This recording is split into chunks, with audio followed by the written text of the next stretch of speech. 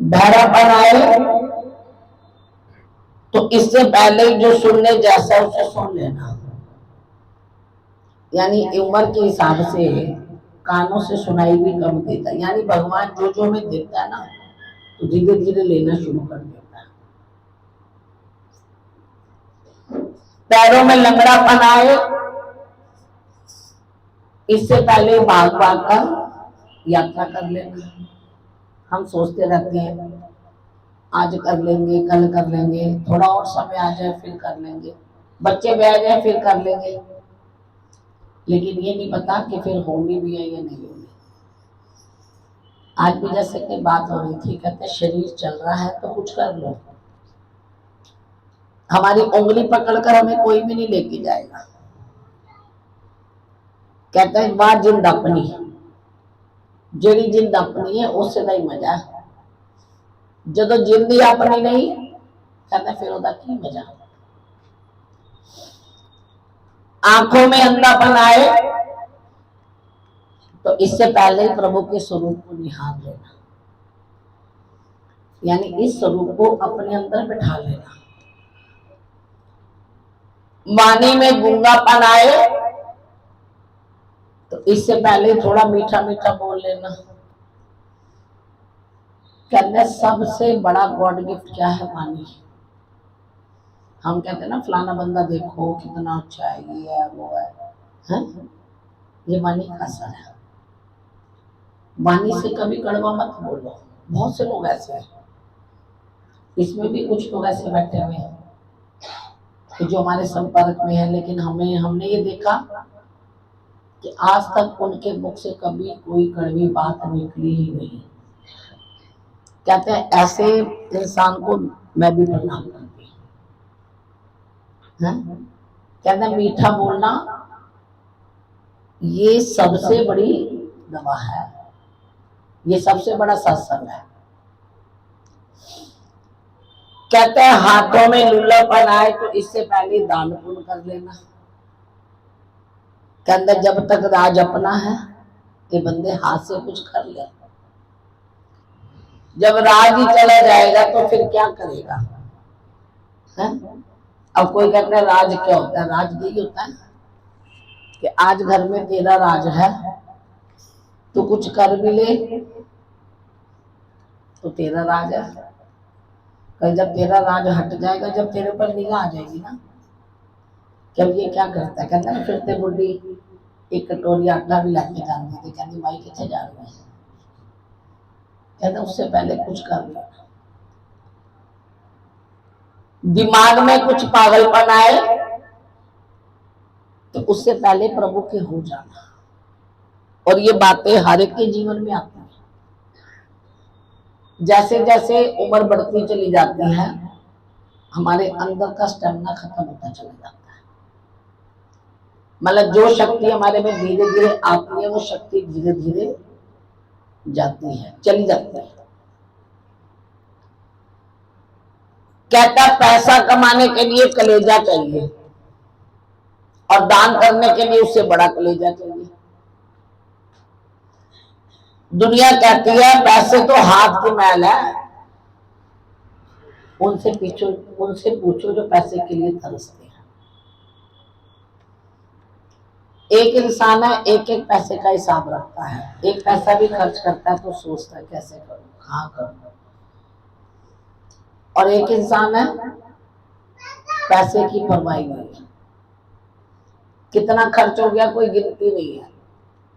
बच्चे ने 100 का नोट फाड़ दिया कोई बात ही नहीं है।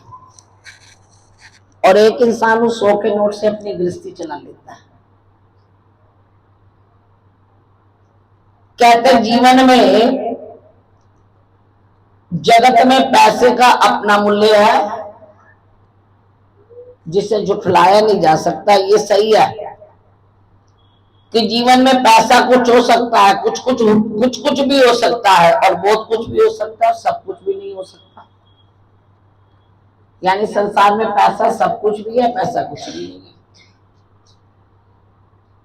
पैसा कुछ भी नहीं है क्या है कि जब शरीर में ऐसा रोग आ गया, पैसा पास पड़ा लेकिन उसकी कोई कीमत ही नहीं है। जब डॉक्टर भी हाथ खड़ा कर देते हैं हमारे पास कुछ है, अब तो कुछ हम कर ही नहीं सकते। कोरोना काल में आपने देखा था, लोग पैसों के थैले ले लेके खड़े हैं, लेकिन उसका कुछ भी नहीं कर सके। ये कोरोना काल क्या था? ये किसी का डाला हुआ तीर नहीं था, ये परमात्मा की सृष्टि थी। ये परमात्मा का तीर था कि भगवान कहता है ये जो मेरी सृष्टि में सब बराबर है, कोई छोटा नहीं, कोई बड़ा नहीं, कोई ऊंचा नहीं, कोई नीचा नहीं है। परमात्मा ने कहा जिसके साथ मैं हूं बस उसी के साथ मैं। आप बताओ, ये रोग सब पर आया, आया सब पर है। किसी को छू कर निकल गया, किसी को तिनका सा आया, और किसी के अंदर घर ही कर गया, और किसी के घर उजाड़ गया। आया सब पर है। कहते जो लोग पैसे को सब कुछ मान लेते हैं, वो पैसे के लिए अपने आप को भी बेचने के लिए तैयार हो जाते हैं। अपने आप पैसे के लिए कैसे बेचना? कि अपनी इज्जत की कोई परवाह नहीं,